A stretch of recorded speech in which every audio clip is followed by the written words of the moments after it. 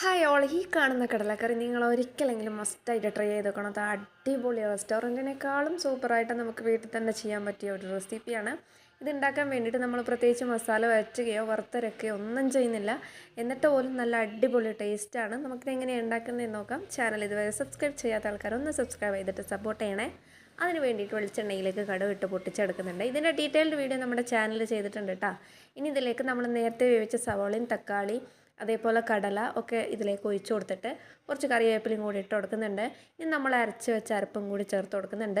നമുക്ക് കുറേ തേങ്ങയൊന്നും എടുത്തിട്ട് അരക്കുന്നില്ല. കുറച്ച് നമ്മുടെ മിക്സിയുടെ ചെറിയ ജാറിലൊരു പകുതി ഭാഗം തേങ്ങ മാത്രം മതി.